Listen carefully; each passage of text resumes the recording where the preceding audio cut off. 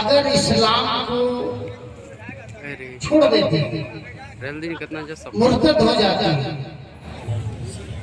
نعوذ باللہ ثم نعوذ باللہ، ایمان سے ہاتھ دھو دیتی ہے تو کتنا بڑا نقصان ہوگا۔ سب سے بڑا نقصان یہ ہو رہا ہے، سب سے بڑا نقصان۔ 10 منٹ کا ٹائم ہے، زیادہ نہیں، تھوڑا برداشت کر لیجیے۔ سب سے بڑا نقصان اس وقت ہو رہا ہے اور ہوگا کہ وہ بچیاں ہمیشہ ہمیشہ جہنم کے حقدار بن جائیں۔ اس لیے کہ ایمان ختم، آخرت کا سارا معاملہ ختم۔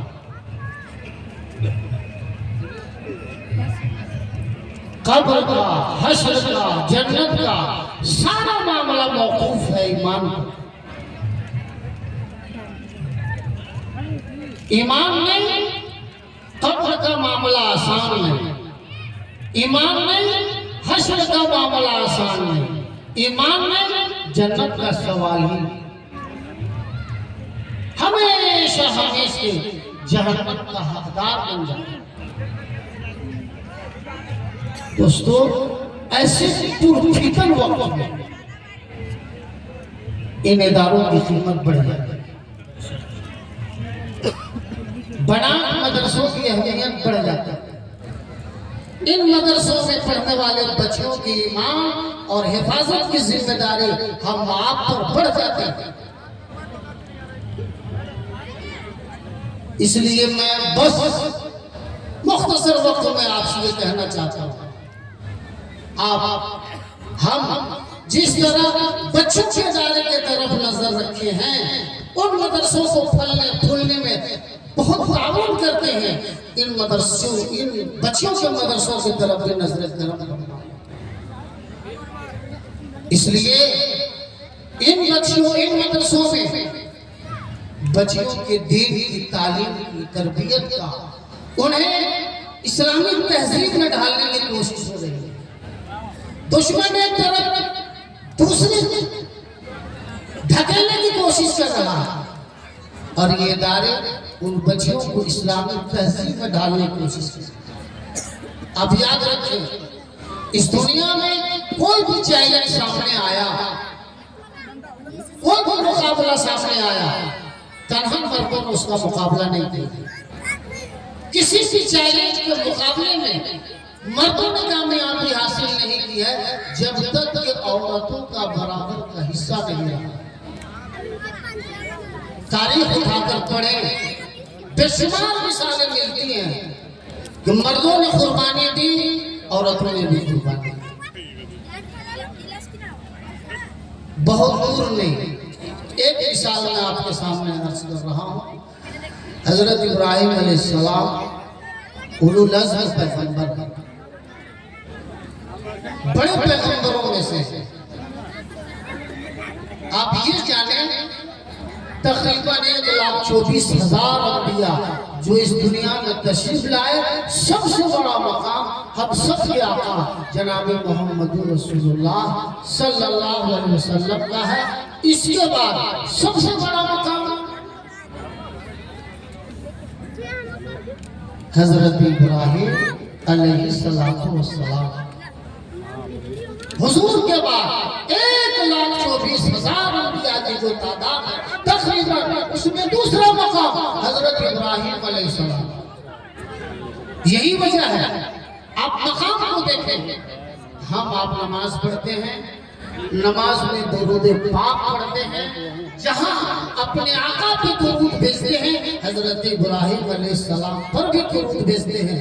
اللہم صلی علی محمد وعلی آل محمد کما صلیت علی ابراہیم وعلی آل ابراہیم انک حمید مجید۔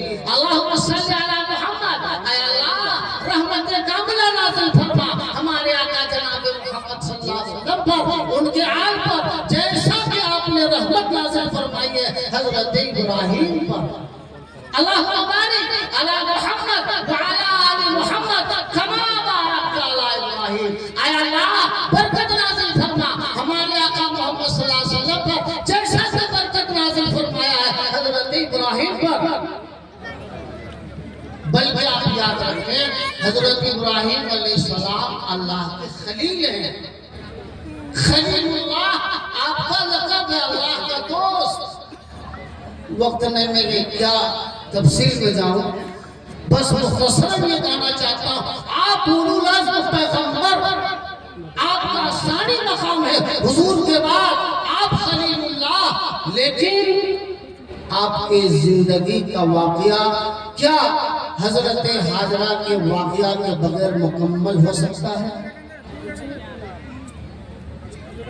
کام ملائیے کام.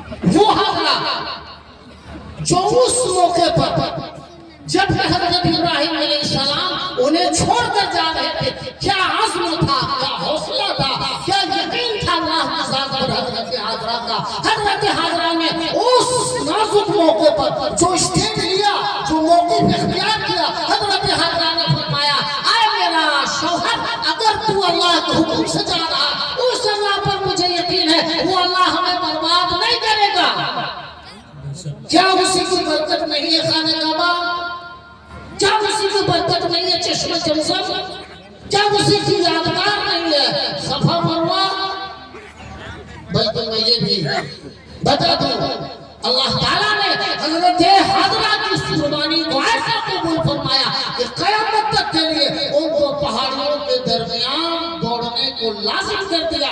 اللہ نے فیصلہ فرما دیا تم اپنے وقت کے نبی ہو، کتب ہو، ابطال ہو، غوث ہو، ولی ہو، عام انسان ہو، جب تک میری حاجرہ کی طرح، میرے وفادار بندی کی طرح ان دو پہاڑیوں کے درمیان دوڑو گے نہیں، تیز قدموں سے چلو گے نہیں، نہ تمہارا حج قبول نہ تمہارا عمرہ. بلکہ اسی کے معلوم ہوا اللہ تعالیٰ نے حضرت حاجرہ کی قربانی کو قبول کیا. اور کیسا قبول؟ بلکہ آج تو میں اس یقین کے ساتھ کہتا ہوں کہ جس وفاداری کے ساتھ حضرت حاجرہ نے قربانی دی ہے، آج اگر ہماری مائیں بہنیں اسی وفاداری کے ساتھ اسلام کا سپاہی بن جائے، اسلام کا صحیح وفادار بن جائے، جس عزت کی نگاہ سے اللہ نے حضرت حاجرہ کو دیکھا تھا، آج ہماری ماں بہنوں کو بھی اللہ دیکھے. اور وہ وفاداری، وہ اسلام کی سپاہی تیار ہوگا انہی لگا.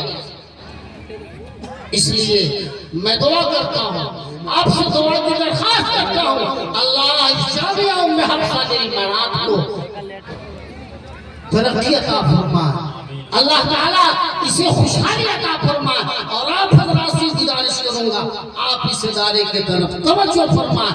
ان بین مدرسوں میں پڑھنے والے بچوں کا کفیل بن جائیں، انہیں کفالت کریں، ان کا ذمہ دار بن جائیں.